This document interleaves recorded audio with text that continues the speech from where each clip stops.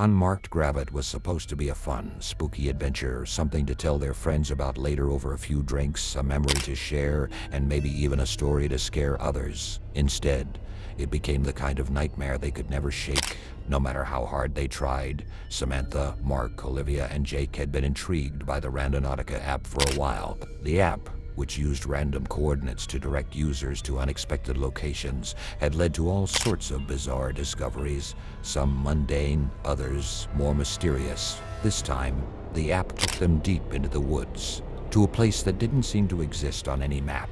The coordinates were set for a spot hidden somewhere inside an overgrown forest, miles from civilization. As the group stepped out of Jake's car and ventured into the trees, the sun was already setting, casting long shadows that stretched and warped with the fading light. "Guys, this is it," Samantha called out, checking her phone again to confirm the location. Her voice wavered with a mix of excitement and nerves which mirrored the unease settling over the group. The once playful energy had turned to quiet anticipation. Olivia peered through the thick brush. "You sure? There's nothing here." "Yeah, except for that," Mark said, his voice lowering as he pointed ahead. Through the tangled branches, just barely visible in the twilight, stood an old cemetery. The headstones, many crumbling with age, jutted from the earth like broken teeth. The iron gate that once protected the grounds was hanging off its hinges, rusted and forgotten. The air around them grew colder, unnaturally so, as if the forest itself was warning them to turn back. But they didn't listen. The cemetery will. "This is creepy," Jake muttered as they stepped through the dilapidated gate. The cemetery felt like it hadn't been touched in decades. Wild, overgrown weeds snaked their way through the graves, and the whole place was choked with vines and moss. Samantha knelt down by one of the headstones, brushing away the dirt. 1879, she whispered. "Some of these are ancient. Why is this place not on any map?" Olivia asked, shivering as the temperature continued to drop. "Because it's probably been forgotten," Mark suggested, though even he didn't sound convinced. As they wandered deeper into the graveyard, something felt off more than just the eerie atmosphere. It was as if the air around them was thick with anticipation, waiting for something. The hair on the back of Jake's neck stood on end. "I think we should head back," he suggested, but no one responded. Everyone else was too absorbed in the discovery they had just made. Hidden at the far end of the cemetery, behind a large ancient tree, was a small, unmarked grave. Unlike the others, it had no headstone, no markings, nothing to indicate who might be buried there.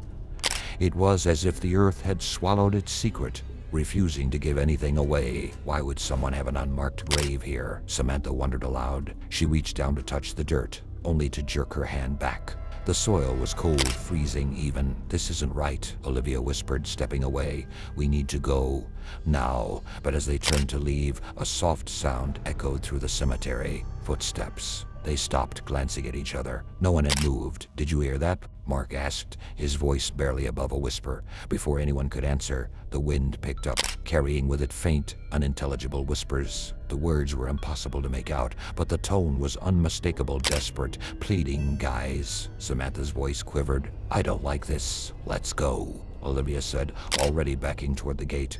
But the cemetery was no longer just a forgotten relic of the past. As they moved, shadows seemed to shift between the trees, figures darting just out of view.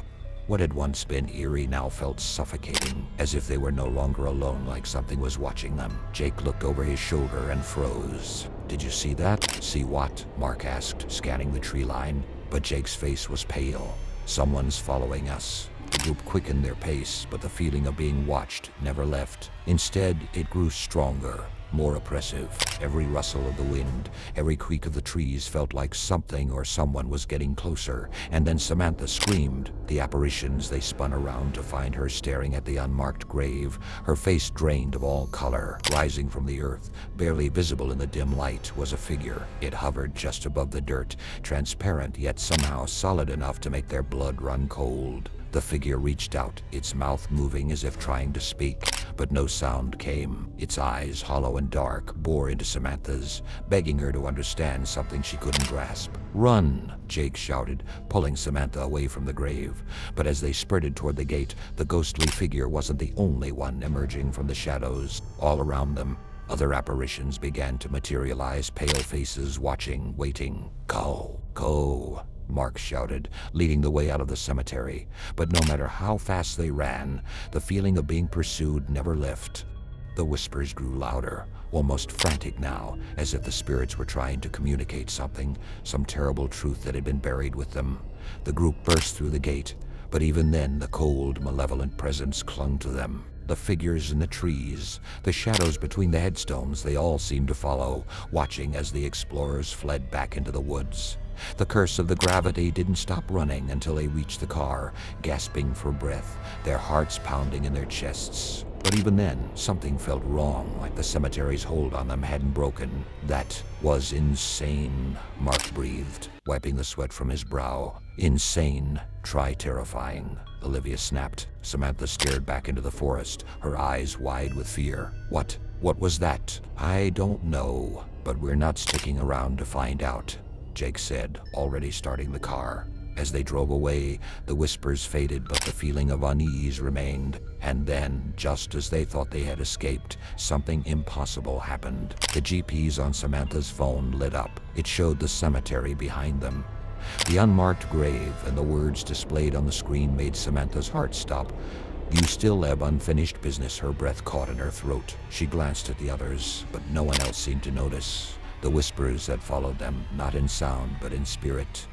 She quickly turned off the phone, her hands trembling. "We're never talking about this again," she muttered. But as they drove farther away from the cemetery, the truth became impossible to deny. They had disturbed something that was never meant to be found, and the spirits, they weren't done with them yet. The unseen truth that night, as Samantha lay in bed, her phone buzzed again. The same message, the same location. The unmarked grave. She turned over, closing her eyes tightly, willing the images of the cemetery to disappear, but sleep wouldn't come. In the darkness, she thought she could hear faint whispers almost too quiet to be real, and then the door to her bedroom creaked open on its own. A shadow shifted in the doorway, watching, waiting. Something had followed them home. If you thought the unmarked grave was chilling, you won't want to miss our next story, The Haunting of Pine Hollow. Click here to uncover even more terrifying secrets lurking in the shadows. And remember, the dead aren't always at rest.